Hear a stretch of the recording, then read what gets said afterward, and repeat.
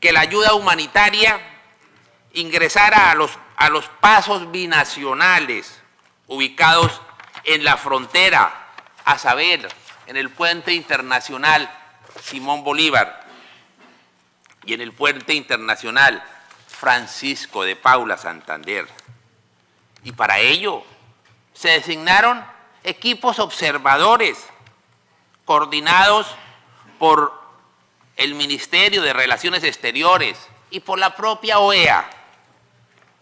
Las apreciaciones muy puntuales se describen en el documento que está circulando, pero allí están minuciosamente explicados, casi que minuto a minuto, qué pasó a las 7, a las 8, a las 9, hasta las horas de la tarde, con suficiente material documental y material fotográfico.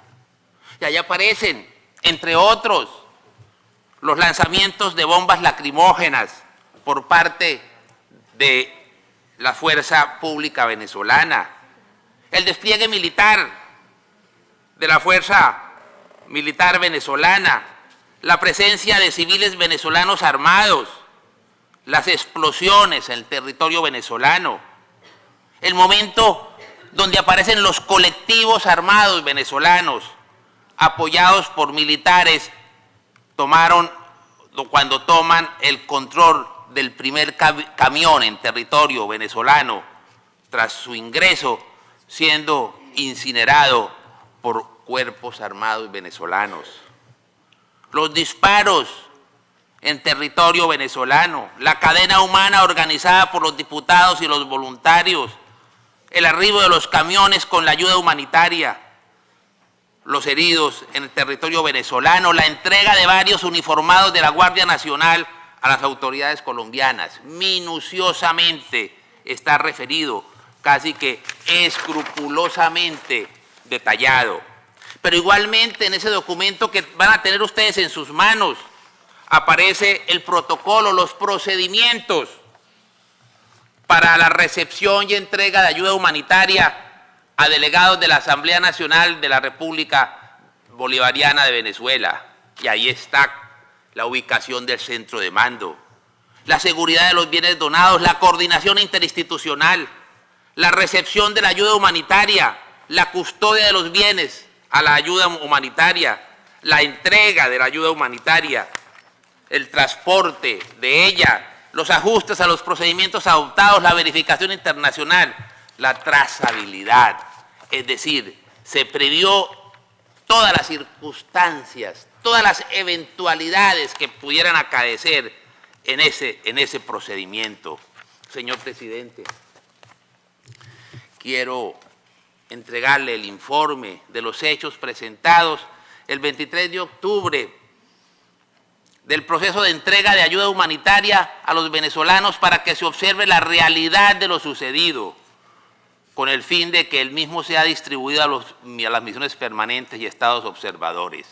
Colombia reitera que continuará desplegando todos sus esfuerzos diplomáticos para la recuperación de la democracia en Venezuela, apoyando las decisiones que se ha propuesto la Asamblea Nacional y el presidente encargado, Juan Guaidó. El ingreso de la ayuda humanitaria no da espera. Ya el Comité Jurídico Interamericano se pronunció a través de la Declaración sobre la Situación de la República Venezolana, por la cual en su artículo 2 afirma que la necesaria ayuda humanitaria enviada a la República de Venezuela no viola el principio de no intervención en los asuntos internos de los estados y, por lo tanto, cualquiera fuera el estado de su procedencia debe ser aceptada y distribuida de forma equitativa entre la población venezolana. Muchas gracias, señor presidente. Gracias, embajador de Colombia. Tiene la palabra la delegación de Venezuela. Muy buenas noches, señor presidente. Señor presidente, el gobierno de la República Bolivariana de Venezuela, desde el mismo momento que se anunció la operación de agresión para intentar traer cargamentos a Venezuela con el pretexto de ayuda humanitaria, dejó claro que tales operaciones violan flagrantemente los principios de independencia, imparcialidad, neutralidad y consentimiento que deben regir todas las operaciones humanitarias. Señor presidente, el 22 de febrero del 2019, a las 20 horas, el gobierno de la República Bolivariana de Venezuela anunció su decisión de cerrar temporalmente los puentes Simón Bolívar, Santander y Unión en la frontera con Colombia. El día siguiente, 23 de febrero del 2019, aproximadamente a las 9 horas de Venezuela, 2 vehículos blindados del componente Guardia Nacional Bolivariana fueron secuestrados y chocados contra las barreras venezolanas en el puente internacional Simón Bolívar, dejando a varias personas heridas. En el lado colombiano de la frontera, los conductores de estos vehículos secuestrados fueron recibidos por las autoridades colombianas. Las víctimas, incluida una periodista chilena, fueron olvidadas, ya que la intención de esta operación de bandera falsa era retratar la supuesta imagen de militares venezolanos perpetrando un acto de agresión contra Colombia. Fueron recibidos como héroes estos agresores por el gobierno colombiano.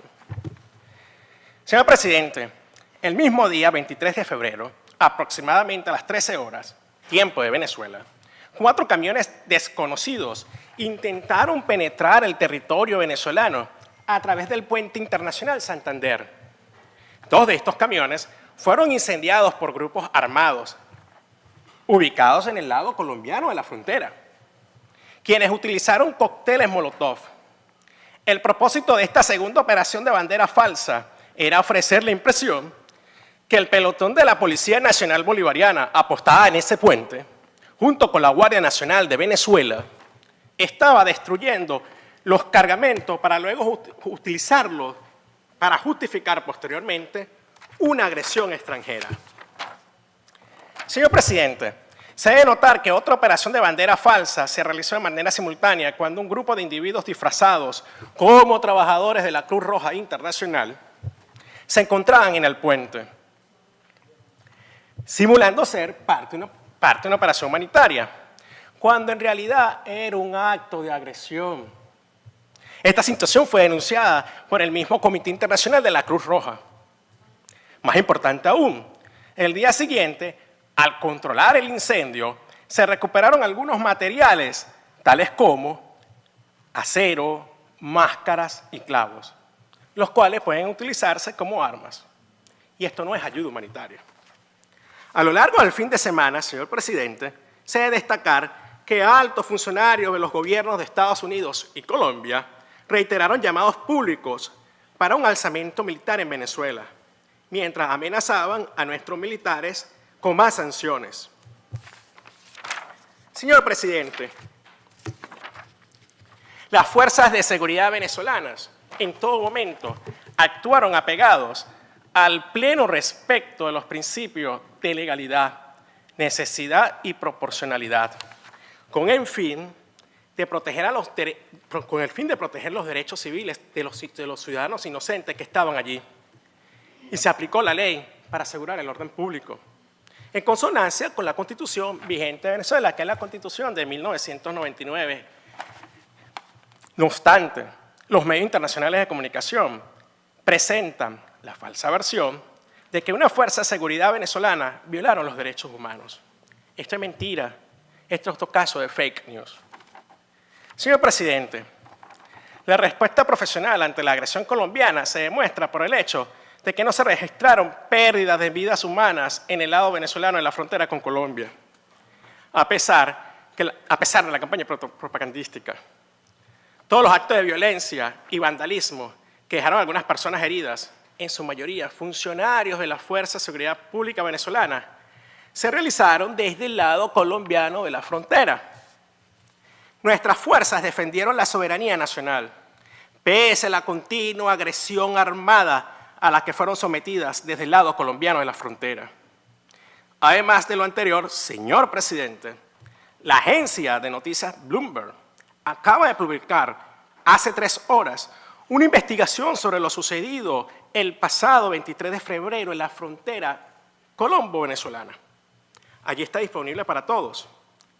La información destaca que más de 200 mercenarios armados se encontraban listos para atacar a las fuerzas del orden en Venezuela y fueron frenados a última hora por los organizadores de la agresión. Más pruebas públicas siguen apareciendo y nuestras denuncias hoy son más veraces que nunca. No pararemos de difundir la verdad de lo ocurrido hasta que todos entiendan el verdadero carácter de lo ocurrido el 23 de febrero.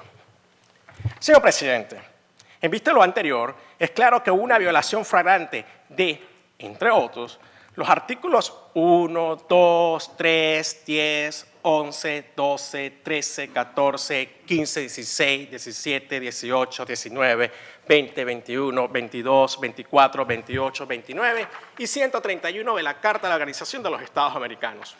Por último, señor presidente, Venezuela hace un llamado a defender los principios y los propósitos consagrados, no solo en la Carta de la OEA, sino también en la Carta de la ONU, que rigen las relaciones entre estados soberanos independientes. De lo contrario, se coloca en peligro la paz y la seguridad internacionales.